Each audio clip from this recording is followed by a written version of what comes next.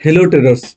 Nifty bank Nifty रे 24 मार्च को trade करने कौन कौन लेवल्स हो पारे चलतु आम एनालिसिस करबा। चलतु प्रथम देखा निफ्टी निफ्टी रे डेली कैंडल को देखा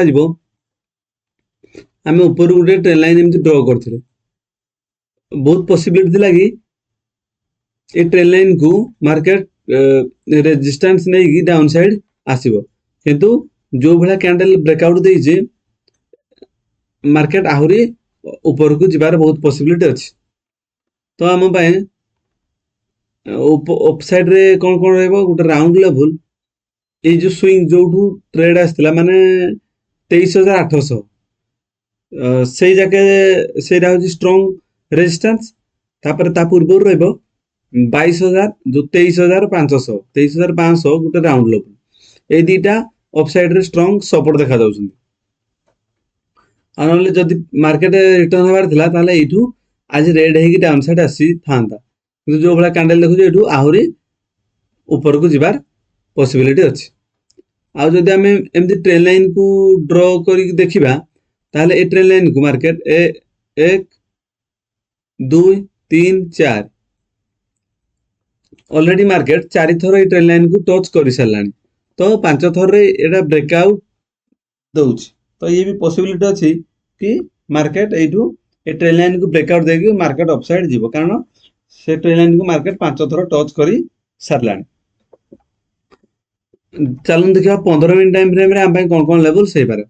तो बेस्ट ट्रेड हम भाई हम जदि मार्केट गैप डाउन ओपन हो 30-40 पॉइंट जदि गैप डाउन ओपन हो एबे मार्केट हमर क्लोज दे 23,350। तो 23,300 रु 23,350 यारी भीतर जदि ए area market gap down open हो गैप डाउन ओपन हेकी किसी ग्रीन कैंडल होउची ताले सेइरा ही हम बेस्ट ट्रेड रहबो अपसाइड मूव पाए गैप डाउन एरिया जोड़ा कि ऊपर आसवा ट्रेन लाइन आउ ये जो ड्रॉ करछन हॉरिजॉन्टल लाइन दीटा आगो आउ तोल ड्रॉ करछन ट्रेन लाइन, तो तीनटा आगो ये सपोर्ट भलिया काम करिवो। जदि market 30-40 point gap down open हो जे एरिया रे ताले एटा ही सब बेस्ट ट्रेड हो अपसाइड जीवा पाए। आ जदि मार्केट जेते बड़ भी गैप डाउन ओपन हेले डाउन साइड जदि किसी प्राइस एक्शन करूची ताले ताको हमको इग्नोर करिया पड़िबो। जदि हम ट्रेड नेबा केवल अपसाइड ही नेबा बेस्ट ट्रेड हबो। जदि टिके गैप डाउन ए ट्रेन लाइन पाखा पकी आसी जदि किसी पैटर्न करूची ताहले हमें गैप डाउन जीवार बहुत पॉसिबिलिटी अछि। जदि मार्केट डायरेक्टली गैप अप ए एरिया रे ओपन है कि गैप डाउन ओपन है किसी गैप अप बहुत बड़ गैप अप ओपन है जदि किसी डाउन साइड मूव देखौची ताहले 40-50 पॉइंट पाई डाउन साइड आसी परिया, नहल तो फ्लैट किबा जस्ट गैप डाउन दीटा केस रे हमें व्यू अपसाइड ही रहइबो।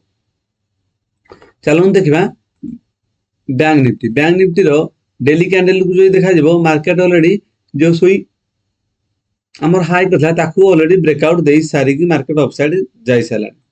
तो किंतु हमर निफ्टी रे स्विंग को क्रॉस कर बैंक निफ्टी हमर क्रॉस कर साला। तो एठी कोन होबो एई जगह रो किसी नेगेटिविटी शो करूची ताहले मार्केट रो पॉसिबिलिटी कि डाउन साइड आसी पारे, किंतु जदि भी किसी पॉसिबिलिटी देखो डाउन साइड को एठू ट्रेड को हमें इग्नोर करबा बेटर हो। जदि किसी अपसाइड मूव एठी कारण कंफ्यूज रे अछि, तो जो एरे स्विंग करथिला से स्विंग रे एग्जैक्ट जाय स्विंग जगह रे अछि, किंतु जो बड़ा कैंडल बने अछि ग्रीन कैंडल ये ऑलरेडी ब्रेकआउट देई सारी। तो एठू ब्रेकआउट देकी अपसाइड जीवो कि ना एठू ब्रेकआउट फेल है कि डाउन साइड जीवो ये ही हम कंफ्यूज करूछि। चलन देखा 15 मिनट टाइम फ्रेम में जो देखा आम ये जो गोटे चैनल अच्छी जे पर्यंत ये चैनल भितर अच्छी तो आम छोट टाइम फ्रेम रे 5 मिनट टाइम फ्रेम रे देखि परबा ये चैनल भितर ही छोट छोट पॉइंट को आम टार्गेट कर परबा, कारण हमर बड़ टार्गेट करि हो, कारण जो मार्केट अच्छी सेठू जो भाई ग्रीन कैंडल है सेठू अपसाइड जीवार पॉसिबिलिटी भी अच्छी आउ एग्जैक्ट स्विंग जगह भी अच्छी डाउन साइड भी आसी पारे। तो आम पाई बेस्ट हबो कि जो हमर गोटे पैटर्न करिजी रेंज करिजी रेंज भितर ही छोट छोट पॉइंट को टार्गेट करबा हम पाई बेटर हबो। एई भली निफ्टी आ बैंक निफ्टी ट्रेडिंग सिलेबस पाए वीडियो को लाइक ଏବଂ ଚ୍ୟାନେଲକୁ ସବସ୍କ୍ରାଇବ କରନ୍ତୁ। Thank you.